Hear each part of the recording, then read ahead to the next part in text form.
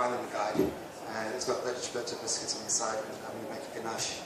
With the weather the way it is today, nice and warm in the little freezer we've got, hopefully it should set in time for me to portion up for the end of the session and put it together for beer. But I'll be able to show you the technique. So, you know, let's face it, everybody that's at a baking festival, we're looking forward to pudding. Yeah. Sweets. It's what you remember when you've been out for a meal. It's what, you know, you go out and you don't talk about the coffee you've just had. You talk about the dessert was just to die for. So.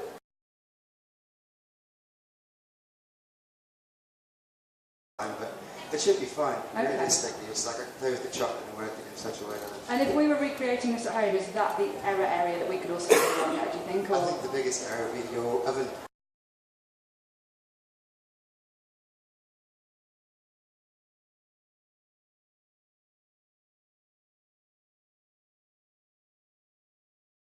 The oven completely for the mini chocolate fondants, which is the other thing I want to do. Right.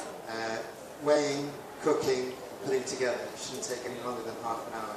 Let's get started. Where are we starting? What's the key? First thing at the moment is we need to get the chocolate sorted out, the cream. I'm going to do this chocolate ganache. Really simple recipe. For instance, so 680 grams of double cream into my pan.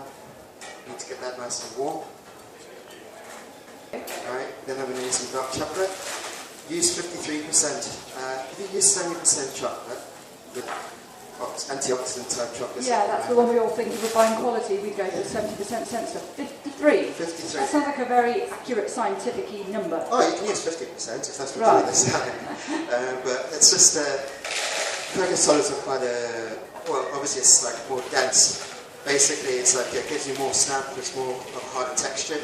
So if you're using 70% chocolate, it's going to be quite a hard texture in total. Right. 53%, you've got less of a snap, and all chocolate's tempered for you when you buy it.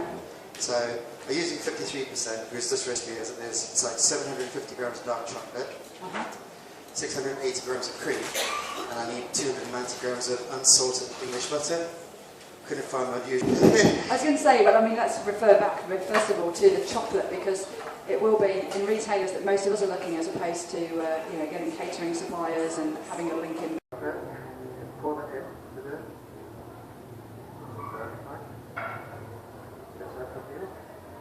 He's massively unprofessionally. Okay. So, take the word for it. Emulsify your chocolate to your cream. Then you get all onto it. Then you start in the centre really, because that's what it's going to emulsify.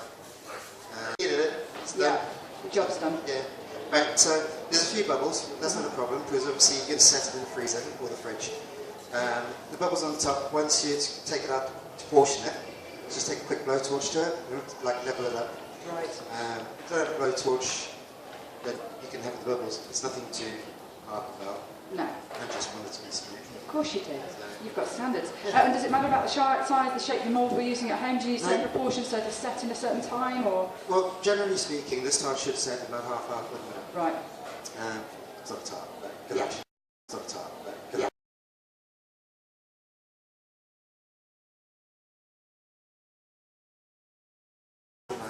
So the stuff that my grandma would have me doing like this, that's all. You need to look at the other attachments in my Kenwood at home then. Yeah. Okay. It's some work. Yeah. Right, just something nice, slow speed. You can pretty much forget about that. So it's 1, 2, 3, 100 grams of sugar, 200 grams of butter, 300 grams of flour into your machine, and slowly let it work itself. Come back to it when it's done. And it's like you can do anything you want with it. You can take it, roll it into a sausage, put it to the freezer for like 2 months down the line. Take it out of the freezer, slice it up into coins, into an oven at 160. You've got little shortbread biscuits within 15 minutes. Fantastic. Yeah.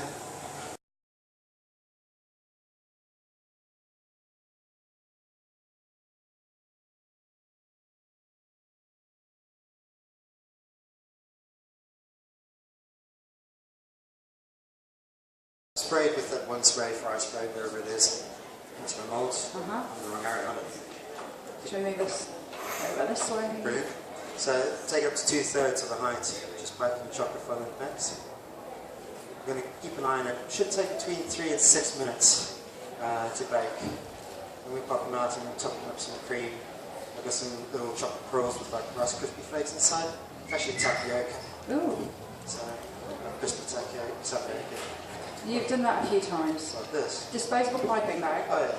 You see, like an idiot, I'd have been going, right, so I need to spoon that all out now, Oh, just for speed and ease.